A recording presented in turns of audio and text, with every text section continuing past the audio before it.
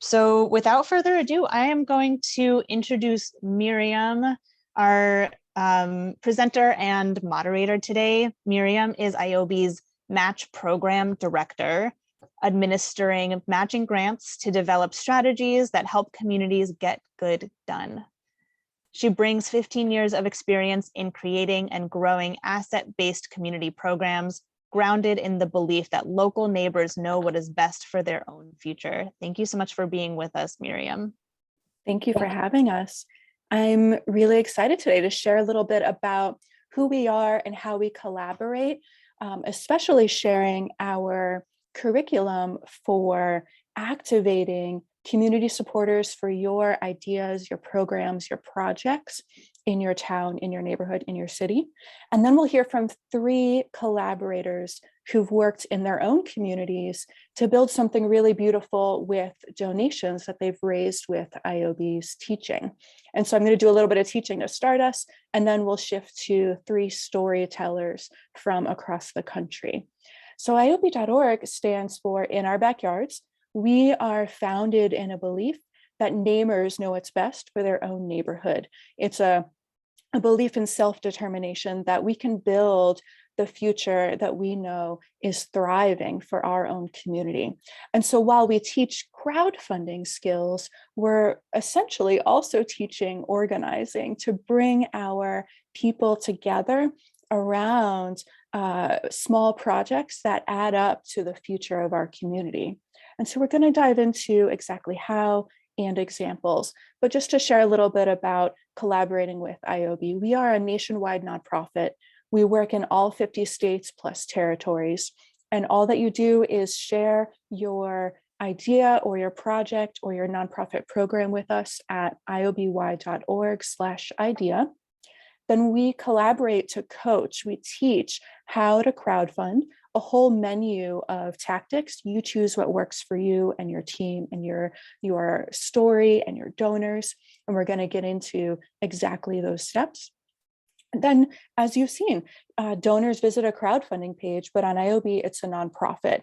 And so as you fundraise, your donations are tax deductible to ioby. They are not income to you that you have to worry about taxes with.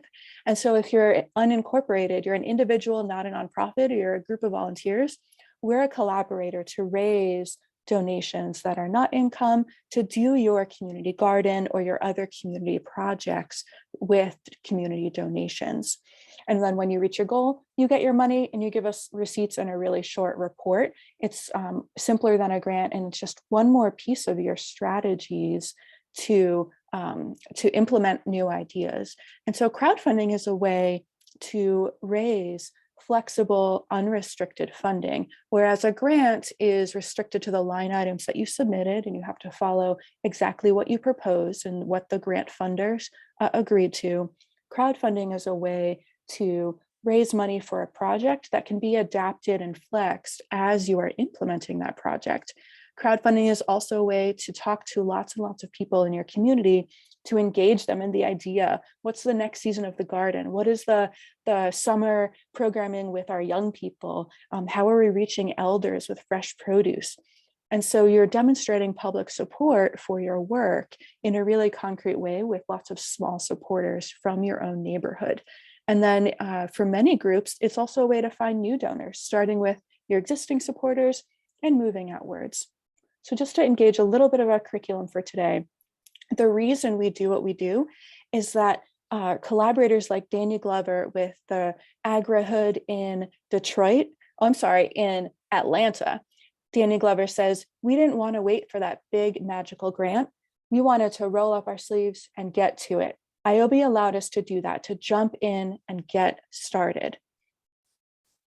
Today, we're going to hear from Terri Mason in Cleveland, who jumped in and got started in some vacant space in her neighborhood, transforming it into a community garden and a program called City of Refuge with young people.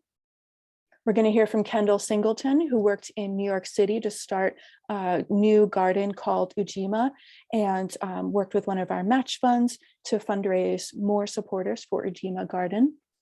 And we're going to hear from Tim Jackson in Detroit with Detroit Hives and ongoing work that they've been doing in their community garden, especially around beekeeping. So just to give a little bit of our curriculum here to make this a teaching space as well as a storytelling space, I'm going to roll through 10 really quick pointers for crowdfunding successfully. And the bottom line is your community can't say yes to donating unless you ask them. And so we teach how to ask, and you decide what's comfortable for you out of all the options for asking for donations. The place to start is who's on your team, because teams raise money 6 times faster than an individual working alone. So even if it's just your idea, your garden, you've been doing this for years out of pocket and you want to bring in more supporters to expand what your garden is doing, the one way to raise more donations is just to ask others to contribute to your list for your outreach. And this is because donors give to the person who's asking. So the more people asking, the more donors who will say yes because of their friendship with that person. Donors give because they love the place. So even if they're not a participant in your garden, they love the neighborhood. And so they would give to just good things happening in their own neighborhood. And then maybe they've experienced the issue. We work with a lot of programs that are solving a problem with neighbors just getting together, whether it's a dangerous crosswalk or kids need laptops because of homeschooling now. And so neighbors get together around a common issue. The place to start with your team is your prospect chart, which is where you identify who you'll ask, how you'll ask them, whether in person, phone, text message, email, and then how much you'll ask. That way you're prepared for the conversation, makes it a little easier. This is an example of a prospect chart to give you a visual. And essentially what you're doing is thinking about how many people do I know who I can talk to in person? How many can I talk to over the phone? And then who's going to get a personal email from me and then a little bit of follow-up from that email.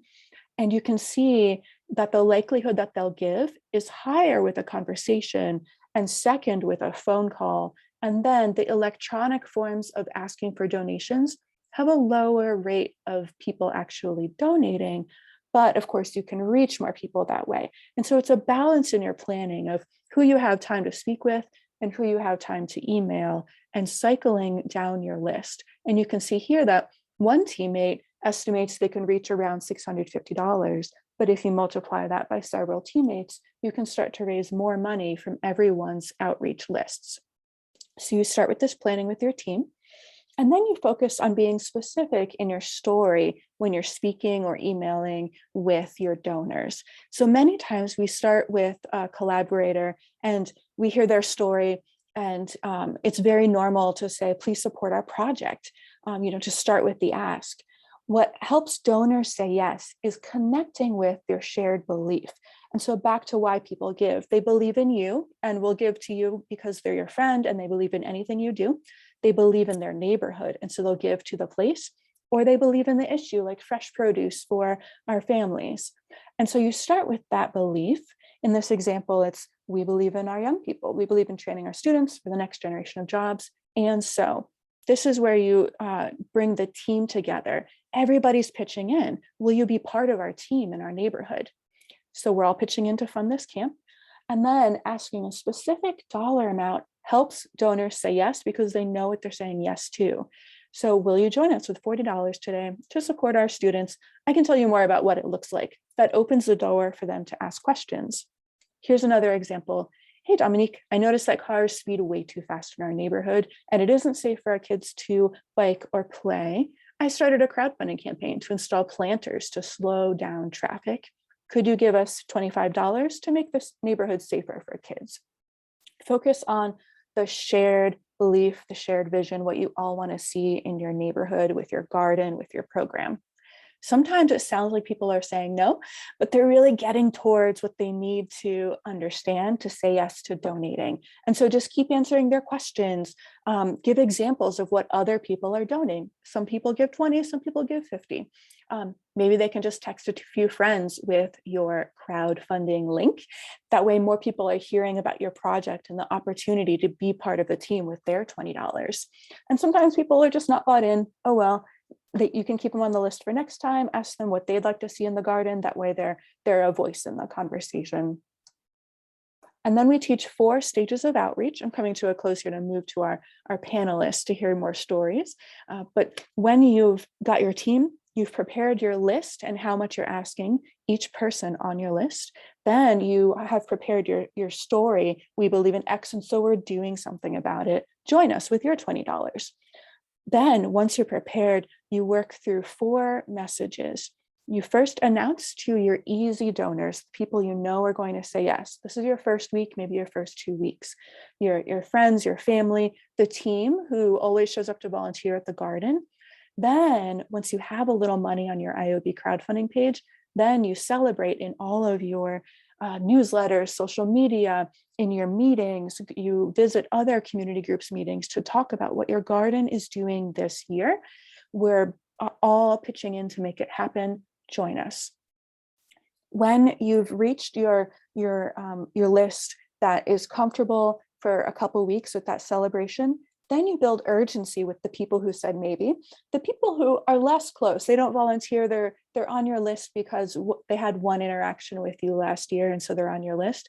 The urgency shows that you have support and you're asking them to step into more support with you. So this is where you're going to get a lot more no's, but you already have some momentum to work with to help people ask questions and join you this time, even if they didn't last time.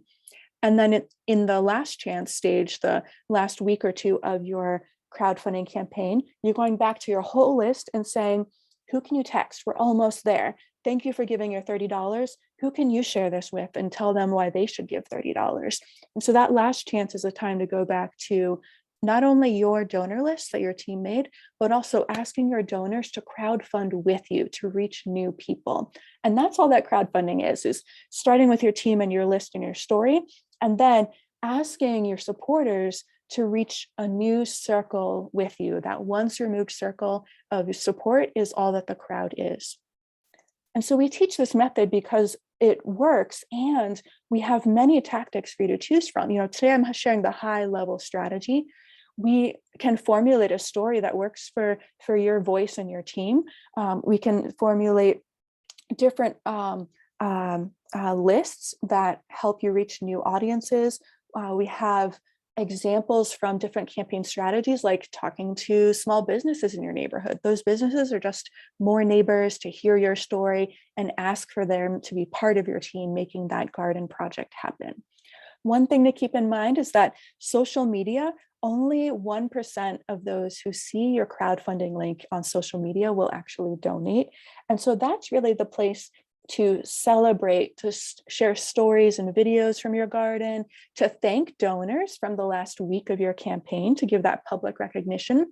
It's a way to build buzz. It's less effective at asking for donations. And so that's why we teach that your supporters that you've prepared to talk to, asking them directly one-on-one with your voice, with your eye contact, with a text message, with an email that you follow up in.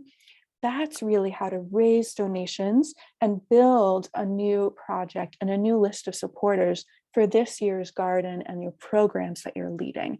And so I want to pause there on strategy and move into our panelists. But let me just offer that we have New York City match programs starting soon to double your donations. And so please go to ioby.org/matches to hear about how we can match your donors for eligible campaigns. Each of our programs has some eligibility, but I'm excited that this year our New York City matches are all environmental. And so it's very likely that your garden work could be eligible. So I encourage you to go there. And now I just want to move to our panelists. Again, we're going to hear from Terri Mason in Cleveland with City of Refuge, building a new community garden and programming for young people in her neighborhood. We're going to hear from Kendall Singleton with Ujima Garden in New York City, raising money for that garden's East New York impact. And then Tim Jackson in Detroit with the Detroit Hives, a pollinator garden and beehive program. They've done several ioby campaigns, just hearing about the wide story and happening in Detroit. And I'll close my slides now so we can move to our beautiful speakers. Wonderful, great. Well, why don't we hear from Kendall then, if you would share just 5 to 10 minutes about your work with Ujima Garden, please. Thank you. Absolutely. Well, thank you so much for having me on the panel today, and it's amazing to see such a great turnout. I'm sure you guys have already been taking lots of fabulous notes from what Miriam has shared, and hopefully I can add a little bit of color and sort of a, specific set of anecdotes and vignettes about the Slow Food New York City garden and our success working through ioby for crowdfunding. So, just to give you a little bit of an overview before I tell you about our specific campaign, of course, my name is Kendall Singleton. I am actually a now, just as of recently, a former board member and co-chair of the board for Slow Food New York City. I've just stepped down because I relocated to North Carolina. So if any of you guys are in North Carolina, great to see you on here as well. But we are a part of a global organization. Slow Food has been around for a number of years. It got its start in Italy. Um, the Slow Food New York City chapter has also been around for quite some time, and we are, part of this broad organization with a really broad ethos of ensuring that everyone has access to food that is good, clean, and fair. So that's sort of the mission of our work, kind of distilled into one little sort of pithy statement. So what our chapter, what the Slow Food New York City chapter has really done to further that mission or further that ethos is kind of broadly across 3 programs. We have sort of an educational component or set of programming. Often that's sort of food policy related. We host webinars or in-person events throughout the year. The second kind of piece of programmatic effort that we have is called our Snail of Approval program, and that's a bit more focused on the restaurant industry in the city. We're often recognizing restaurants that are also abiding by that good, clean, and fair food ethos. And then the third big program that we run is called our Urban Harvest program. And traditionally or historically, that has been focused on both in-school education, sort of bringing garden education and nutrition education into the classroom or into gardens at schools, and then sort of vice versa, bringing school children to our garden. So we have this beautiful sort of community garden farm in East New York, and it's called Ujima. And so again, traditionally or sort of historically, this has been a place where school children have come. It's been very sort of demo garden focused, educational garden focused. Kids are able to get their hands dirty. They help us pick basil and they watch a demonstration where we make pesto, for example. Then they get to sample things. So it's very interactive, super, super fun. Obviously, COVID, this is going to be sort of a familiar story to you all. There was definitely some shifting that took place when sort of come March 2020. So what our garden sort of pivoted to do was become a bit more of a food hub and sort of a distribution spot where we were harvesting all of the food that we were continuing to grow, continuing to produce, and then turning around and donating it to some community organizations right in our neighborhood. So one of them was a wonderful sort of day center, community center for seniors. So we were making weekly donations there. There were a couple of other sites, including a mutual aid refrigerator that was set up, I think a little bit less than a mile away from the garden. So we would cart over produce on about a weekly basis and drop things off in that fridge. So we, usually fundraise in person. This is probably, a common experience for many of you all too, in terms of supporting your garden efforts. And Slow Food in particular, I think, is an incredibly social organization, both within the New York City chapter and kind of broadly. It's about bringing people together and enjoying good food and enjoying good drink and good conversation and sort of connecting with like-minded folks. And I know we're all still sort of missing getting back into that, more fully.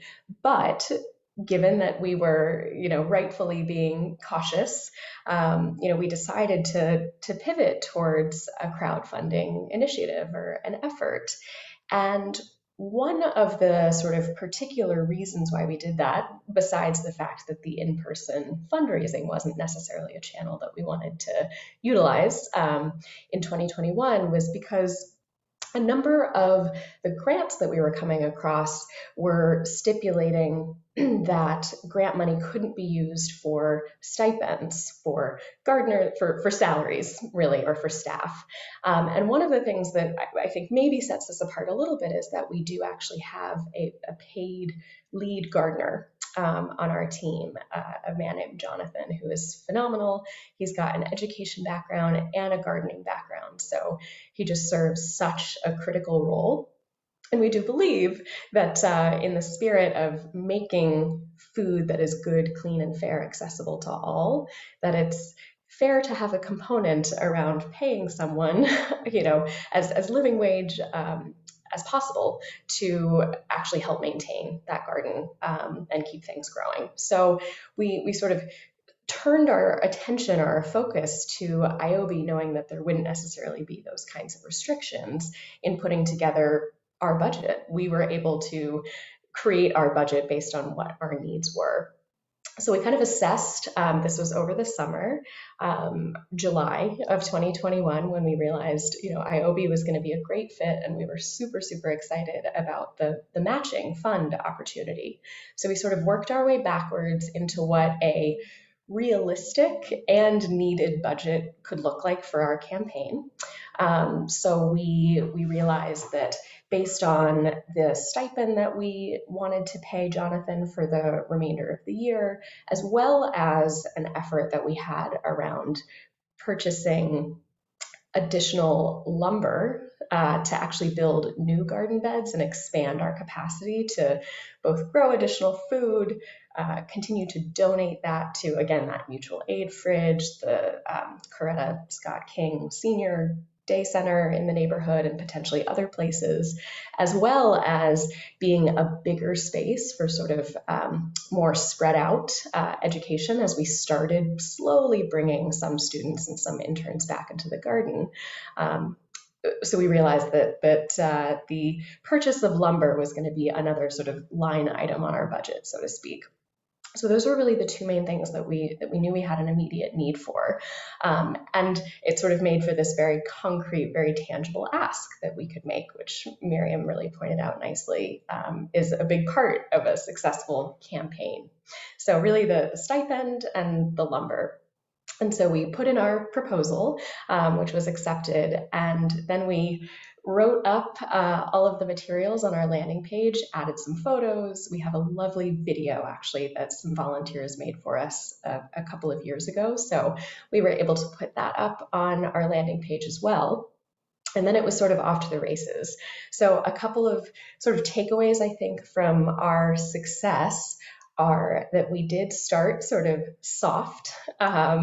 We decided to go to just those immediate family or close friends or people who have been supporters in the past, and really start with them, and then put the word out there on social media, through our Instagram or our LinkedIn, which Slow Food NYC uses quite a bit, actually.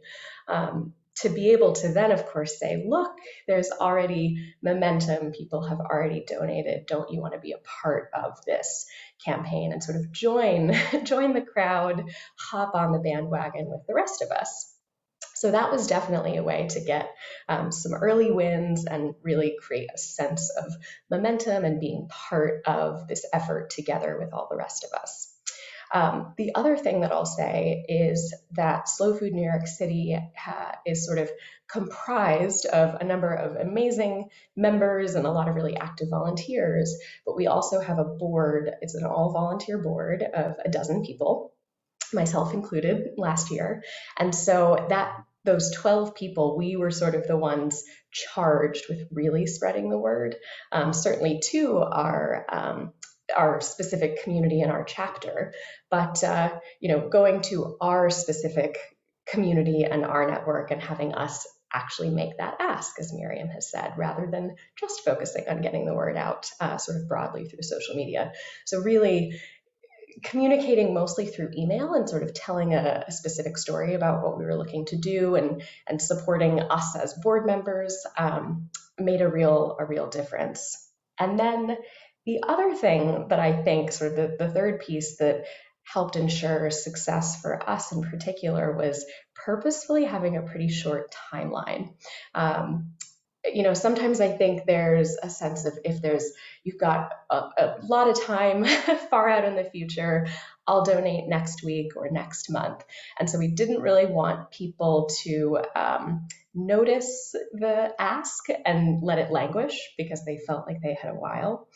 So we actually purposefully condensed our campaign to just 1 month, which about partway through I started going, oh my gosh, are we shortchanging ourselves? Did we not give ourselves enough time? But sure enough, like I said, we came out of the gate strong. There was a bit of a lull in the couple of weeks, really, in the middle of the month. This was all happening in August, by the way. Just to give you kind of that context. And so really then the last probably 5 days was when the bulk of the donations came through. And having that deadline, having that, last chance to donate, like give now or you're going to miss the window. People really came out of the woodwork and supported us. And the last thing I'll say, and this wasn't necessarily a sort of thing that we intentionally did, but just an observation that I had, and I don't know if this was thanks to the matching aspect of our campaign, but we were really pleasantly surprised and delighted by how generous people were. We really stressed literally every dollar counts. Every dollar is double. So if you give $5, that's going to be $10 going to us and supporting our gardener and purchasing the lumber to expand our garden operations. We were really amazed and, like I said, delighted by the fact that people were giving $100. I think that our average donation amount ended up being about $80 to $85, which was just really impressive. So we were, again, completely blown away by that level of generosity, but that was something that we were really struck by. So I think that's everything that I wanted to share, and I'm, of course, excited to answer questions after the other panelists have shared their stories as well. Thank you so much, Kendall. I appreciate you sharing about your garden and then specifically your crowdfunding strategy. I'm going to pass it over to Tim in Detroit to talk about Detroit Hives. Thank you. Awesome. Thank you for allowing us to present today. So yes, my name is Timothy Paul Jackson. I am the co-founder as well as co-executive director for Detroit Hives. Detroit Hives is a 501c3 nonprofit organization whereby we work to improve underserved communities for both people and pollinators. We do this by transforming the many vacant lots in our city into educational apiaries, which are bee farms or pollinator habitats, to create an environmental, a social, and financial impact in our community. We exist in over 23 locations, and we're managing over 2.5 million honeybees in the city of Detroit and southeastern Michigan. We began our mission in 2016. And right now we're working with many partners like Wayne State University, Michigan State University Detroit Partnership for Food Innovation and Learning, Gleaners Community Food Bank, and the list goes on. We were fortunate to be a part or to create a community campaign, crowdfunding campaign with ioby to support our Brightmoor pollinator habitat. In this particular area, we transformed a once vacant lot into a garden to provide food security for both people and pollinators. We planted well over 300 perennials, And we also made this site certified through Pollinator Partnership and also through monarchwatch.org. We hosted well over tours for inner city youth to learn about the importance of bee conservation and to provide hands-on experience while exploring urban hives. We were able to successfully raise over $8,000. This couldn't have not been done without our community supporters, but also without our board of staff that we have for our organization. Most of our also support came from donors that were sending checks that would like to see that donated and doubled through our campaign. So we were able to take some checks where maybe people maybe not been so comfortable with donating on the online platform, they were still able to send us checks as well that we were able to apply to that as well. Other than that, the particular project, the Brightmoor Pollinator Habitat, does have a multi-phase. Our first phase includes creating the pollinator habitat, but also expanding with purchasing and acquiring the nearby property that will serve as a bee museum. A museum that will create bee art where others can learn more about pollinators through art, music, and technology. We are set to complete this particular project of spring of 2023. Okay. Thank you so much, Tim. I wonder if you'd share more about your crowdfunding campaign, because y'all are experts. You've done multiple crowdfundings of this. Awesome. Yeah, absolutely. So it really all depends on the work you've already been doing. You built the trust, you built the authenticity, the transparency. Most people get more familiar with your work. And then it's also communication. It all starts with communicating with your existing donors and potential donors. This can be through newsletters, but it also is generated through action, through volunteering. So a lot of supporters, they turn out to be volunteers. They see that the work that you're doing, they believe in the work that you're doing, and those volunteers turn into donors, and they want to see that mission continue and growing. So that's where a lot of our donors generated from our community, residents that want to see change in the community, but also those people that have volunteered. So we have a large donor list of over, I would say, 30,000 supporters. And that's pretty large for us because we're considered a grassroots organization.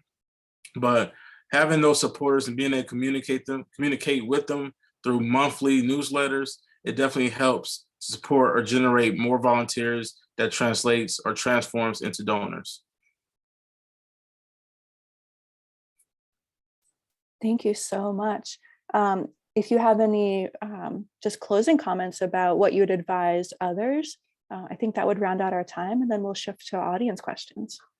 Yeah, if I would advise others that's looking to create a crowdfunding campaign, definitely make it a community effort. Try to get those people that's in your community thoroughly invested in your project, get their input, get their participation, make that project a community project, and you will get their support. Beautiful. Thank you, Tim. Yeah, from the design side into the fundraising side the whole time. Thank you. Well, I just want to close from ioby here and thank our panelists so much for your time, giving your expertise, giving your story, and giving concrete steps for other gardeners in this room. ioby collaborates nationwide, all 50 states plus territories, with volunteer groups who might eventually become C3s and develop more partnerships. And that's a lot of what we heard today, is that trajectory from starting on some vacant space to create, and then moving into more and more collaborators, more and more organizations who see the value of your impact and grow your list. And so we're here to talk about, or ioby is here to teach from the beginning all through that trajectory. We work with collaborators over and over again. As you're growing your projects, you're growing your garden programs, your garden sites, your collaborators. And frankly, I'm from Pittsburgh, PA. I work with a lot of gardens where it's one site. We do great work every year. We're not looking to expand. We just have beautiful work we love, and we gather our people every year to give to it. And that $20 makes everything happen every year. And so I just want to emphasize that all scales can use crowdfunding. And then we've heard about some really beautiful, expansive work today from our panelists. So we're open to questions here. Thank you all. Hi, so my name is Vanessa Cabrera and I work with GreenThumb. And so the first question that we have is ioby currently registered with NYC to receive city funding? I will ask this. We always find a solution because we're a fiscal sponsor. And so if we are not already set up, we always work to find a solution to receive your funds for you. I mean, you heard Tim say we receive checks on behalf of campaigns and then apply the match on the ioby side. So short answer is we'll figure it out if we haven't figured it out yet. Thank you.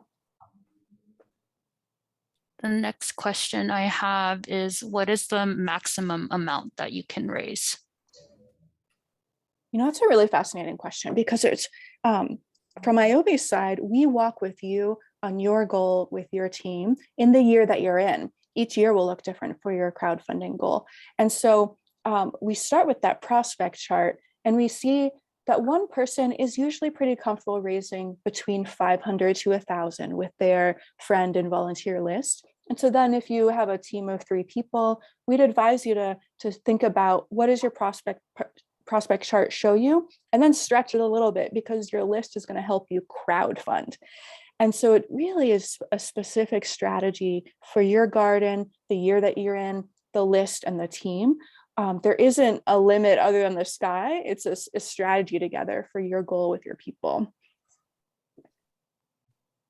And a reminder that, you know, our approach for the Slow Food New York City garden was to kind of think about what our funding needs were for the end of the year and then commit basically to raising that amount of money and just say, you know what, we're going to make it happen. and we did.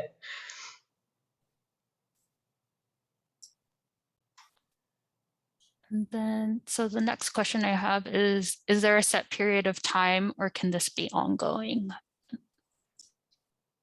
So the deadline is critical because it helps people say yes to you in that conversation. The other reason that having a crowdfunding campaign with a deadline instead of just an open campaign that's up all the time, the other strategy behind that is you can ask your donors multiple times for multiple projects throughout the year. So different from a once-a-year grant or an end-of-year campaign for your organization, crowdfunding is project-based. And so you can have 3 projects in a year if you want to, because your donors keep seeing their money turn into impact and they want to keep building good work with you.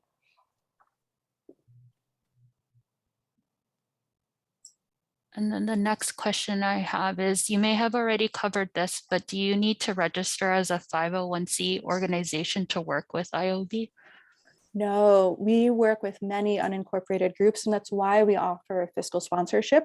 Volunteers work with us every day, and we act as your 501c3 to collect your donations, and then we just give you your money because it's your money from your people. You give us receipts later. And so C3 is not a requirement to work with us. Thank you.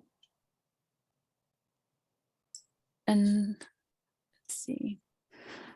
Next question is, has ioby worked with NYC participatory budget ballots before? You know, I don't know the answer to that. I'll have to go ask my team. And Vanessa, oh, go ahead. Sorry. Oh, no, go ahead. I was just going to ask if there are questions for Tim and Kendall specifically, only because I'm always available by email and I want to make sure they have time to speak to for projects. Yeah, there's no questions that are specific, but if folks have any questions right now, that would be a good time for either Tim or Kendall. Let's see, while we have them right now. Well, while you're scanning the chat, I can just chime in and say on the fiscal sponsorship side that Slow Food NYC is incorporated as a nonprofit, a 501c3, and just the process of basically proving that was quite straightforward and quite simple. You know, there were 1 or 2 supporting documentations that we needed to upload or provide to get things moving. So that is also a pretty straightforward process. All right, there's a question for Timothy. Timothy, how did you start up your bee projects and get the word around?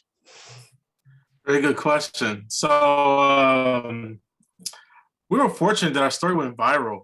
You know, there was a need that was identified in our city, a need to revitalize vacant lots. The city of Detroit at the time around 2016 currently had 90,000 vacant lots. And these vacant lots were causing issues in our community around blight, crime, and violence, and just not really safe for children to walk up and down these neighborhoods.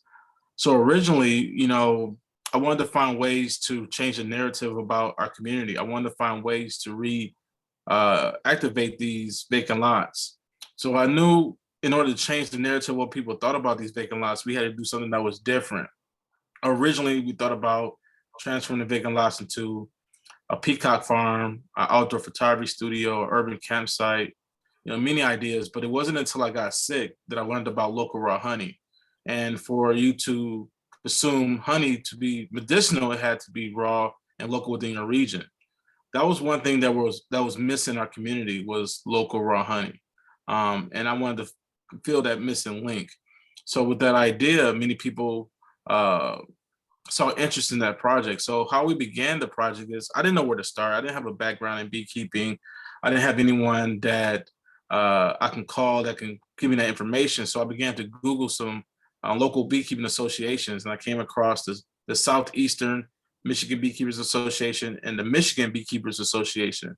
And I expressed my interest in wanting to transform a vacant lot to a bee farm, and wanted to know what was the next steps for that. The first thing they said was you had to take some courses. I took 2 courses and became a certified beekeeper. From there, I kept our first hive in 2017, and the rest is pretty much history. Our story went viral. We've been featured all over the world, from National Geographic to Washington Post to New York Times about our work. That allowed us to leverage a lot of donors, a lot of supporters, a lot of volunteers. And of course, those donors and support translated into funding as well. Great, thank you. So I have a lot more questions, but we're gonna hold off because one of the panelists just joined, but we'll keep them around, and I'll share those with Miriam after the session. Thanks so much, Vanessa.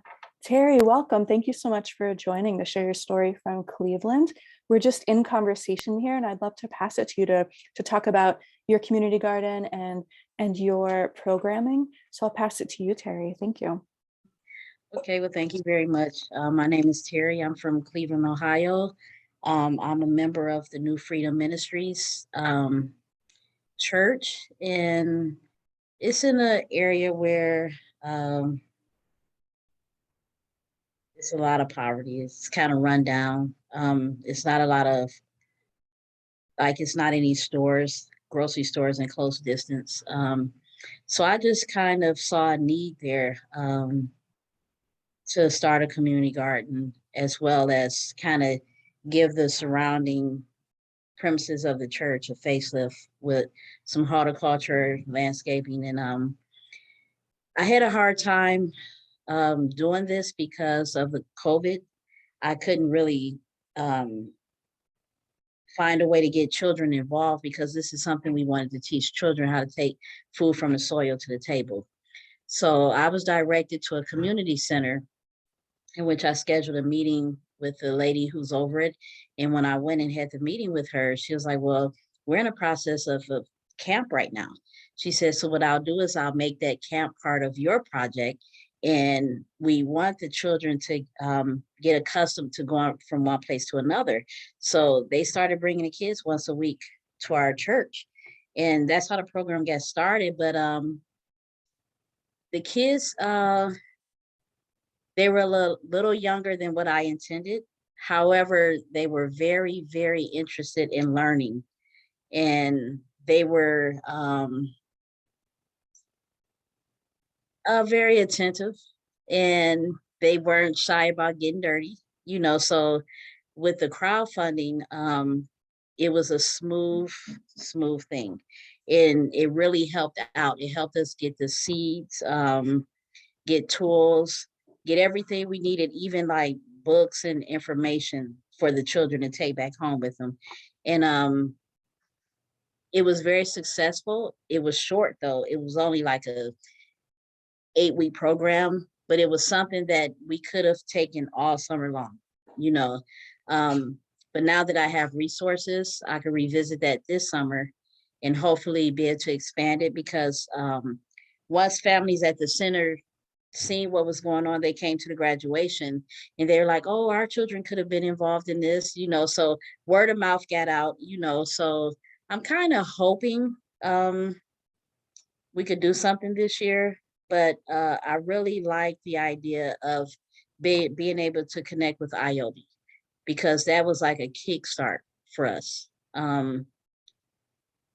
It was just really beautiful, and it's something you would have to really see in order to really believe and see like how important it is for children to know how to survive with the lack of things that their parents can't afford, and take initiative of trying to educate their parents, so to speak. Mom, dad, this is what we're learning. We could try this at home. A lot of them lived in homes. They didn't live in apartments or anything like that. So to learn things that they could go home and do, was a beautiful thing, because we're living in times where food is getting scarce. So we have to know how to survive. And it meant a lot for them to be able to go home every week with a bag of produce. We made a point to give that away every week, to give them something to take home.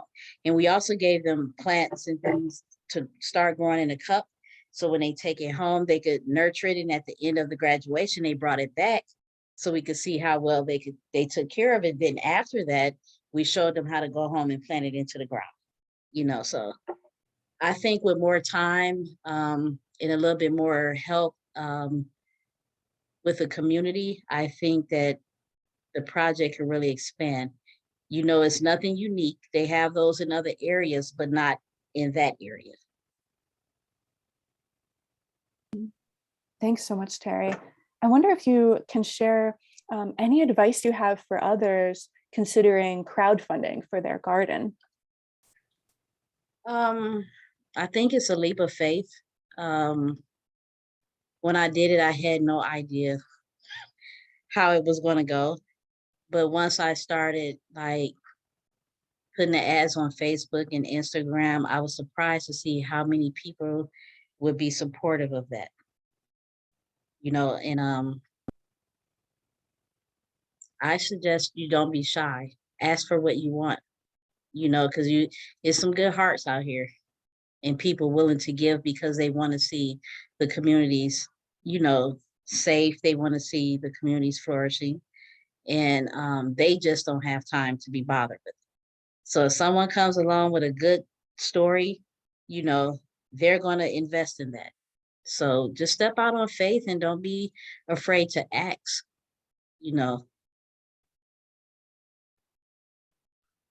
Thank you so much. I appreciate you sharing your expertise, your leadership with transforming and building, and especially that leap of faith, because it takes trust to ask our community to step in with us. I wonder if the audience has any questions for Terri, and then also for Kendall and Tim. Thank you. I think there was one question for Terri, but you just answered it.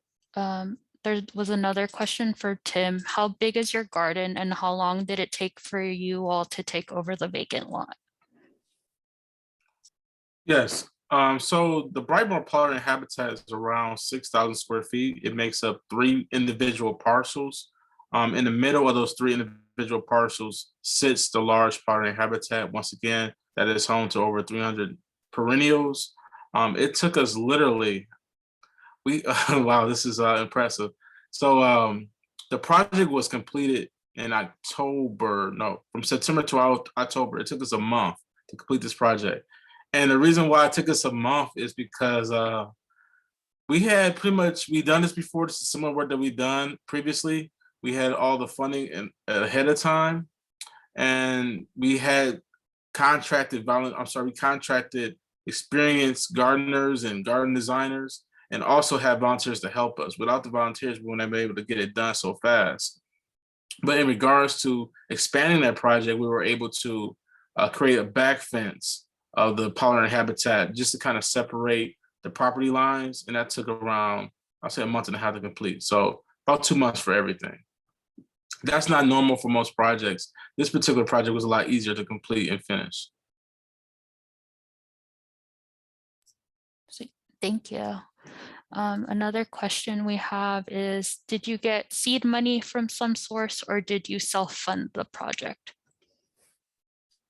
Yes, a little bit of both. So when we're creating our ioby project, we don't normally release them without there being no type of funding to the public. So what we'll do is we'll communicate with our boards, we'll communicate with our current newsletters, and we'll generate some type of funding internally before we release it to the public, so that when people see this that are maybe not familiar with our organization, maybe not donated to our organization before, they'll see that somebody already established seed money or funding already in place, and this would kind of generate people to give.